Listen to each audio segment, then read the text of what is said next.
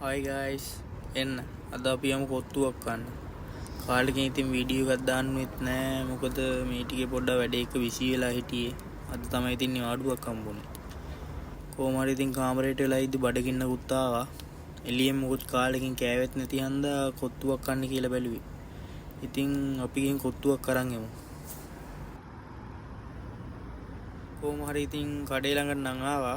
මේක ලංකාවේ රෙස්ටුරන්ට් එකක්. මං කලිනුත් ඉතින් කෑම කාලා තිනවා. මේකේ කෑම හොඳයි.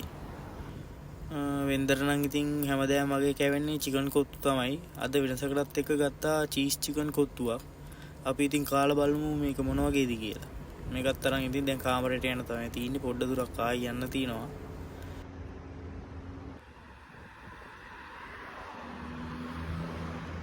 කොහොම හරි ඉතින් ඔන්න කාමරේට නම් ආවා. මේක මීඩියම් පෝෂන් එකක්. මේක උනා ඩිරම් 18ක්. සාමාන්‍ය ඉතින් මං චීස් කොත්තු නම් වැඩි කන කෙනෙක් නෙමෙයි. නිකන් අද ආසාවට ගත්තේ. වෙන්දර චිකන් කොත්තුම තමයි කන්නේ ඉතින්. කොහොම හරි ඒගොල්ලෝ අපිට දීලා තිබ්බා චිකන් ග්‍රේවි එකක්, chili paste, කට්ලට් සෙට් එක. ওই ටික තමයි ඉතින් දීලා තිබ්බේ. අපි ඉතින් මේක ඕපන් කරගෙන ප්ලේට් එකකට දාගෙන බලමු මොන වගේද කියලා.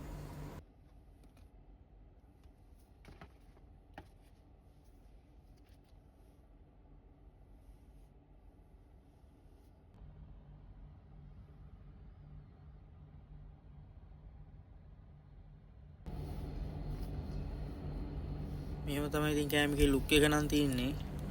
ඉතින් අපි කාලා බලමු මොන වගේද කියලා.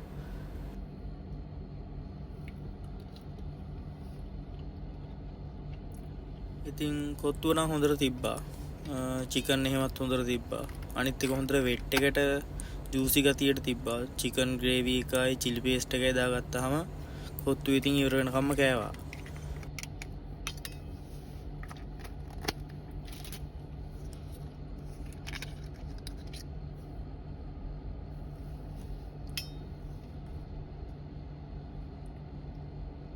මං සාමාන්‍යයෙන් චීස් කොත්තු කන්න නම් එච්චර ලොකුවට ආසාවක් තියෙන කෙනෙක් නෙමෙයි. චිකන් කොත්තු තමයි හැම වෙලේම ගත්තොත් ගන්නෙ. කොයි වෙලේ කෑවත් චිකන් කොත්තුවක් තමයි කැවෙන්නේ. චීස් කොත්තුවක් කියන්නේ ඉඳලා හිටලා කැවෙන දෙයක්. ලොකුවට කැවෙන්නේ නැහැ චීස් කොත්තු. ඒ වුණාට ආසාවට අද අරන් ආවට මං හිතනවා මගේ තීරෙම අවුලක් වුණේ නැහැ කියලා. ඇත්තටම කොත්තු හොඳයි. ඉවර වෙනකම්ම කෑවා.